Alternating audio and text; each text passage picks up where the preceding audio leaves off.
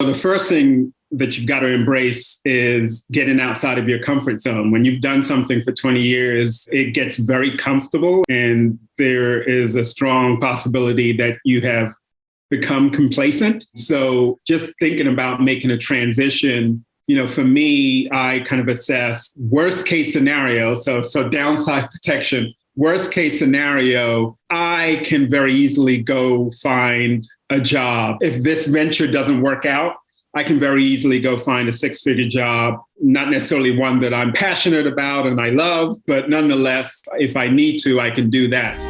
Are you about to start a podcast or producing a podcast and tired of doing the editing yourself? We have produced over 1,000 daily shows, and the production team that I've created, they're now available to produce shows for you as well. We can do as little or as much as you need, from finding and communicating with guests, preparing introductions, to editing the audio and video. You will sound better, have a more professional presence, and be able to spend your time doing other valuable tasks on your business. Let me know you're interested by emailing me directly at whitney@lifebridgecapital.com. This is your daily real estate syndication show. I'm your host, Sam Rust. With us today is Clive Davis, who's based in Atlanta, full-time investor with a portfolio of nearly 2,000 units. Clive founded Park Royal Capital, a private equity commercial real estate investment firm that's focused on investing in and acquiring multifamily communities throughout the country. Clive, welcome to the show. Thanks for joining us today. Good morning, Sam. How are you doing? Thanks for having me on. Doing fantastic. So Clive, I noticed that you went to Rutgers, and based on your LinkedIn profile, you were flying the flag for Rutgers in the men's basketball season. But then from there, you went to Columbia, to law school there. Why law? Was that an interest from early on in your life? What drove you to get into that profession? Yeah, so it's one of those things where from early on, people that I respected kind of pointed me in the direction in the form of, Clive, you'd make for a good lawyer. You should go in that direction. And so I would hear that quite a bit as a young person, not really knowing what a lawyer was or what a lawyer did. But I assumed that because these people held lawyers in high esteem, they were associating me with that they thought well of me. My foundational courses in undergrad were kind of poli-sci, history, kind of pre-law courses. And so I got on that path, and to some degree, I wasn't certain what I wanted to do, but I had always heard that with a law degree, you can do so many things, certainly within the law, but also outside of the law, and particularly in business. So for me, whether or not I ultimately decided to practice traditional law, I knew that having a law degree would be something that would be beneficial to me, regardless of what I ultimately ended up doing. Yeah, and it led to a productive 20-year stint in the business sector. And you started out as an attorney, then you went to work for Pfizer, ended up at UCB as a VP and Chief Ethics and Compliance Officer. How did your motivations change during that period that maybe set you up to position your transition over into real estate? Yeah, so I think from my very earliest professional days, being a corporate transactional lawyer, servicing Wall Street clients, I knew that I had an entrepreneurial itch. I didn't quite know what I would potentially do with that itch. I'd always had an interest in real estate, had some exposure through some small single-family rental properties that my parents owned. And so I always knew that, at least within our family, aspiring to own real estate, however modest, was something that you should try and do. So I didn't know whether or not my entrepreneurial itch would coincide with the real estate interest. But from very early on, I would say that even as I moved through my different corporate roles, first as a corporate transactional lawyer, then in-house counsel, then later on evolving into a chief compliance officer role, I was always thinking about in the back of my head, what is that entrepreneurial thing that I'm going to be well suited to that will enable me to kind of find my off-ramp and go do that. And so, throughout the 20-year corporate run that I had always invested in real estate. I had invested in, small multifamilies. My very first investment was a duplex property I acquired in Cape Coral, Southwest Florida. And did you acquire that one, just to provide some context? Yeah, that was way back in 1999. Oh, wow. Okay. And that turned out to be a very long-term hold. I held that until 2018. And the story behind that really is that my parents had retired to Florida, specifically Cape Coral, in 1996. And what I ended up doing is saying, okay, let me buy this duplex there. There was a lot of development in that city and in Lee County, Florida in particular. It's been one of the fastest population growing counties for many years. And so I got the duplex there. I put my parents' names on the checking account, and I had the rents going into that checking account. And effectively, that was my way of subsidizing my parents' needs in retirement without them having to ask me. So instead of them saying, hey, we could really use X, Y, or Z, I would just direct them and say, look, it's your money. It's the checking account is there, have at it. And so, that worked out really well. And, I was self-managing it from New York City, but having the fact that I had my parents in the city in case of any, need from a landlord standpoint, that worked out well. They always had a plumbing referral or electrician referral or whatever if that was needed. And in the rare instances that I needed someone to get over there and check something out, I could call on at least my father to go take a look at it.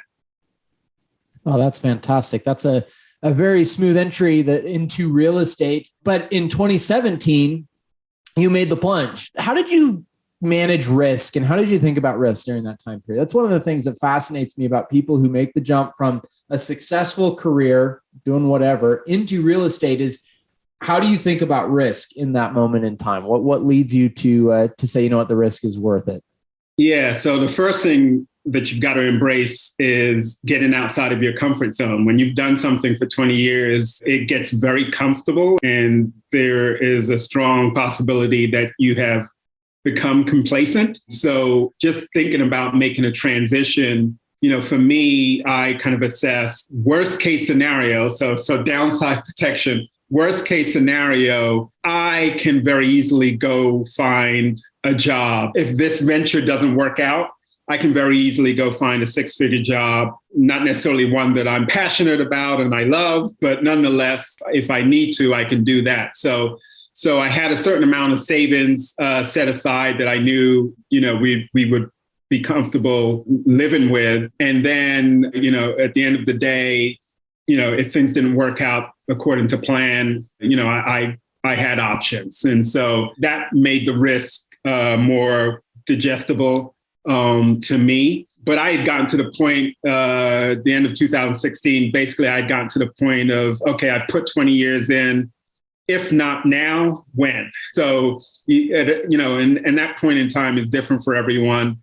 I probably knew that I wanted to be doing something else much earlier in that timeline, but I had gotten to the point at the end of 16 where I said, if not now, when? At that time, I was, in my mid 40s, about 46. And, for me, I was also looking at kind of what example am I setting for my children, who, everything that I've tried to do for them, especially the oldest, kind of leading the way. She's now a college graduate, also from Rutgers. But what I tried to model for them was that you are empowered to do and pursue the thing that you are passionate about. And you, unlike me, you won't have the excuse of, well, I'm passionate about this, but based upon my student loans, based upon my debt, and based upon all these other things, I had to pursue something else that I was not passionate about. And so I've tried to set them up so that they truly can pursue the thing that they're passionate about, because that's going to lead to them being a better chance of them being successful. So for me, when I looked in the mirror and said, okay, I've put in 20 years in corporate America. Yes, I'm well compensated. I've had a certain measure of success. But am I passionate about what I'm doing on a day-to-day basis? And have I scratched that entrepreneurial itch that I've had for some time? And I hadn't. And so it was time to jump.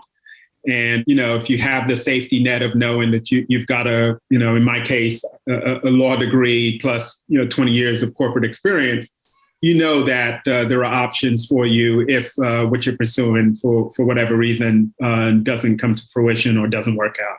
Yeah. Do you regret not scratching that itch earlier? I'm not a big regret person, because I will say that, but for all of those experiences that I went through, I likely wouldn't be where I am now. So I don't really regret it. But going back to the kids again, I'm trying to let them know that, look, your life is going to be much different, and you don't have to put in 20 years and then go do what you are passionate about pursuing. You have the option to pursue that, if not right out the gate, shortly thereafter. And so, hopefully they can learn from my experience and know that, you do have options that you can pursue much earlier in your career, much earlier in your life. Yeah. What is Agent Ignite? Get educated on current and forecasted market trends and valuable insight on real estate related topics from accredited experts, giving you a competitive edge in the industry. Sign up for the next Agent Ignite session at theruthteam.com/events. Do you feel like that message is resonating with your kids? I know that's something that we talk a lot about in entrepreneurial circles, is often there's a mindset change. You're looking at things as an entrepreneur, and you tend to process world a little bit differently than a lot of folks. And we want to pass that on to our kids. But as somebody who's a little bit further down the trail, I've got a bunch of kids myself, but the oldest one is 8. So I've got a little bit of time.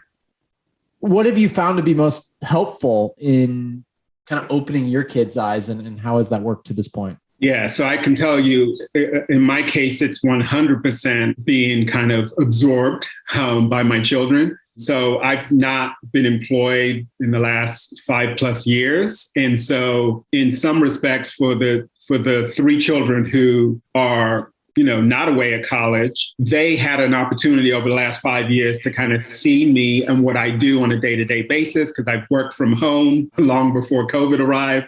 I was working from home. I was spending time with them, kind of shuttling them around. I'm a gymnastics dad, so I travel with my, 2 of my kids, one of my kids now, who compete competitively. And so they had an opportunity to see firsthand what I was doing, more so than the 20 years that I was in corporate, because I would really come home and talk about, some debt or equity offering that I was assisting with, and I was doing the paperwork for. That just wasn't anything that, I thought would be of interest to them. But the tangibility of real estate. So when I had the 5-unit, acquired a 5-unit, that was the first thing I did when I left corporate life. I said, let me go buy an apartment, a commercial apartment building. So they got to see firsthand me renovating units. They got to see me, making design choices, just dealing with all of the issues that go into self-managing, again, a small multifamily. So they saw that. They saw my passion for kind of design, interior design, in a way that they hadn't really seen before. And my oldest, I jokingly refer to her as my virtual assistant, and she's virtual now because she lives in New York City.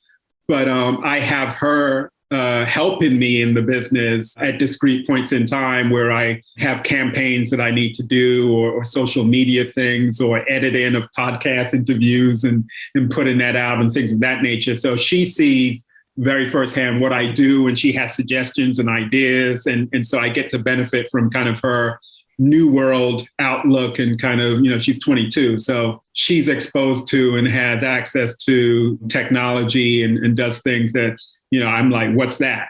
I don't have any idea what that is, but have at it. Sounds great.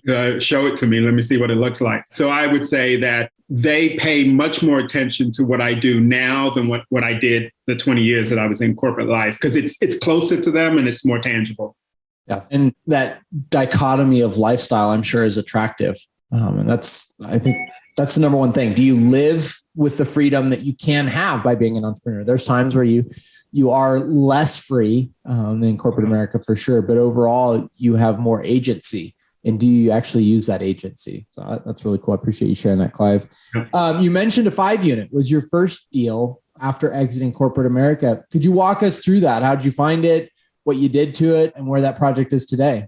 Sure. So that was kind of a proof of concept. Again, I had mentioned I had the real estate interest for some time. I wanted to go and do something that was commercial. As you know, Sam, 5 units and above qualifies as commercial. That's distinct from residential.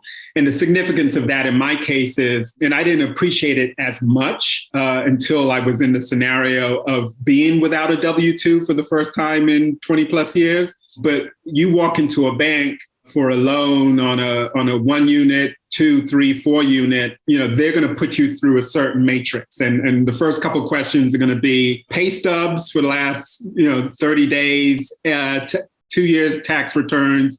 And if you answer, I don't have a pay stub or I don't have a W-2, it does not compute for them. And so they go into a loop of, what do you mean you don't have a W-2? And so it's very challenging once you're without that W-2 to go get a residential investment property, 1, 2, 3, 4 units.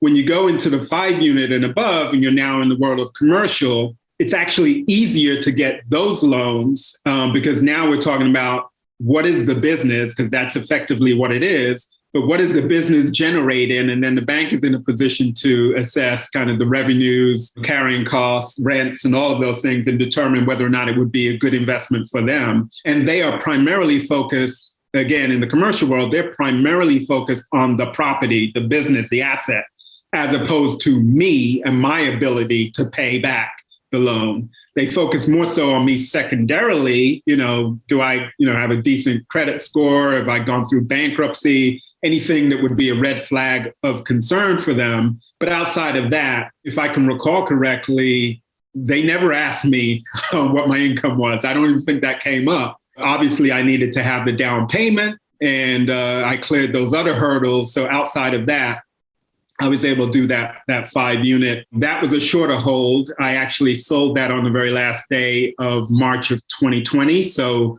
2 weeks into COVID, we sold that property and did very well. We went through gut renovating 1 unit, renovating 3 other units to varying degrees, having to evict a tenant. So all of the joys and pains of landlording came in that 5 unit experience. Did you self-manage it? I did self-manage it. And because I was, I didn't have a 9 to 5, there was no good reason for me to pay 8 to 10% to someone to manage. And it also enabled me to spend more time, going back to the importance of time and owning your time. It enabled me to spend more time with my parents, both of whom were elderly. And ultimately, my mother had been unwell for the better part of a year, kind of bouncing between hospitals and home. And so that was part of my thinking, even as I was looking to make that transition. And that was also part of my decision to, let me go do something there that's going to require me to spend more time there. So, I had to reach out to local brokers, kind of give them my criteria of what I was looking for. And then I would go down from time to time and look at 2 or 3 units at a time. And ultimately, we found that property and we were able to close on it. And that started kind of that particular landlording journey with respect to that property. So you start with that 5 unit. I assume that you probably did that all with your own capital or maybe with you and a couple of friends. But you've moved significantly. You didn't get to 2,000 units by doing 5 units at a time. What does that process look like? When did you discover syndication? How has that helped leverage your business up? Yeah, so when I left corporate life, 2017, I embarked on what I self-titled it a self-directed real estate MBA. So for me, that was comprised of various ways of educating myself and immersing myself in the kind of multifamily commercial real estate space. So for me, that meant I wanted to invest in the area that I had aspirations to be in and to eventually be a sponsor in. And so I had my legacy 401ks that I moved into a self-directed IRA. And I began to invest in institutional quality type deals. And most of them were deals that you had to be an accredited investor to invest in. And so I started investing in multifamily all across the country, from California to Texas, Austin, San Francisco, here in Georgia, here in the Atlanta metro, Florida, and a mix of stabilized properties as well as ground up developments. Ground up developments in the case of San Francisco, Austin, Texas, and an office to multifamily in DC. Also invested in some hotels here around town in Atlanta. So I was putting my money, where my mouth was and where I planned to be, and investing in the types of deals that I aspired to do, whether that was going to be 18 months away, 2 years away, whatever it was. That was part of my learning experience. So beyond the ROI expectations for any one of those investments, I was also looking for, how do they do their capital stack? How do they structure their deals? What do investor communications look like? What does good look like? What does bad look like? And so you get to see all of that firsthand, hopefully more of the good. And so that was one component of my education. The other part was what we're doing now. So podcasts.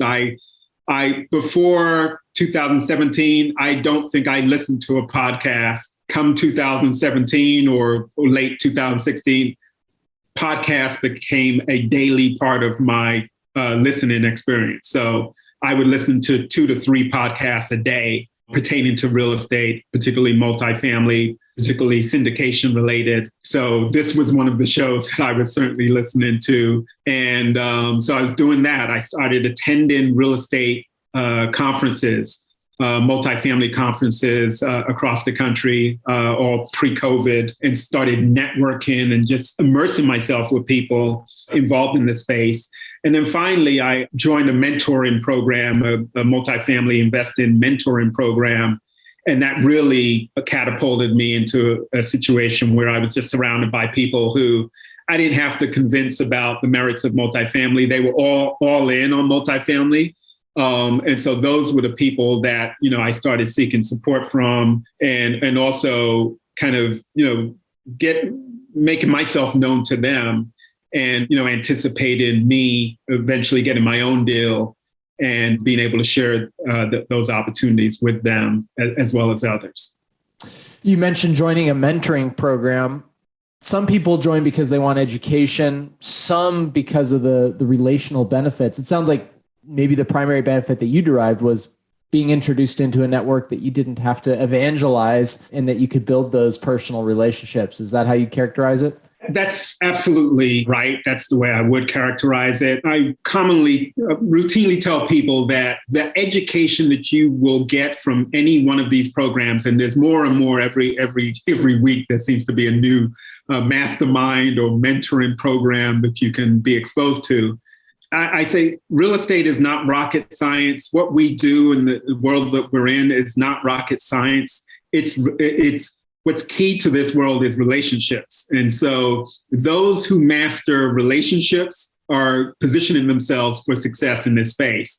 The education can be found on the internet. You can piece it together. There's no one who has a monopoly on here's how you buy large multifamily properties. There are just some common things that you're going to find in everyone's educational program. So for me, the emphasis really was on a network, an ecosystem of people. And, I did the calculation of, okay, I'm going to invest in myself X amount of dollars to join this program. If I do one transaction, it will more than have paid for itself. And I suspect or hoped that a substantial percentage of the capital that I would raise for that first deal and subsequent deals would come from within that ecosystem. And again, more than pay for the cost of membership to join that ecosystem. So it took me some time to land that first deal. But, once I landed that first deal last summer and closed on that in November, within a week of closing that one in November, we were awarded a second one, which we closed a month ago. And, I'm just capitalizing on the momentum and now really starting to see all of those efforts paying off of kind of that 2-year self-directed real estate MBA that I put together for myself. Yeah, you got to sow a lot of seed, till the ground thoroughly, and then have patience. And it happens at different rates. But if you put in the work, I mean, you're taking constant steps forward. It will happen. Looking to the future, Clive, congrats on closing those 2 deals. That's really exciting to get a couple on the GP side done. What's the biggest hurdle in your business for your growth, and how are you attacking that?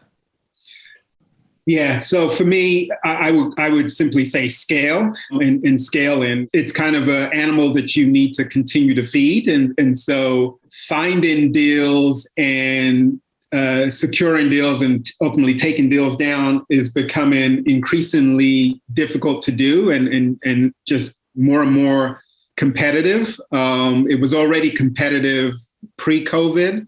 I think it's only become more so since COVID, and you've got money, tons of capital on the sidelines that's looking for a home. And multifamily has become a more attractive home with kind of the damage to the office and hospitality spaces. People that would have put money into those sectors before that still needed a home for their capital have turned their attention to multifamily. And so what was already competitive has only become more so. So that's a challenge. And then just continuing to scale. And, it's one thing to acquire, own, and operate properties, but you've also got to make sure that your supporting business is scaling to keep pace with the acquisitions that you're making. So that's a challenge for me. And so in those early couple of years, I really focused more so on what do I need to do to find and get these deals, as opposed to develop kind of the support and infrastructure. And so I took that approach. And so now I'm playing catch up and starting to develop that support and infrastructure to keep pace with what I have now and what I intend to have, 6 months, 12 months from now. Oh, that's fantastic.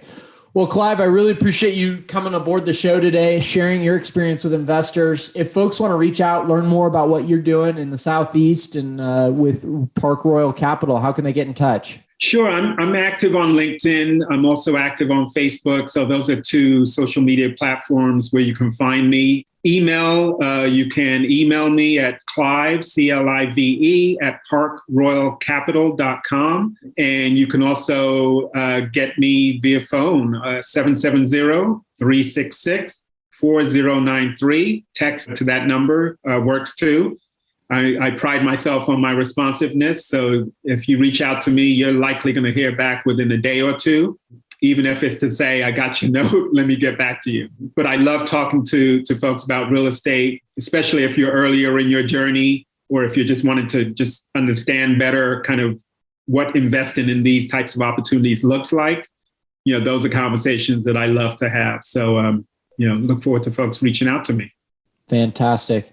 Well, thank you, Clive. Thank you to our listeners for joining us. This is your host, Sam Rust, signing off.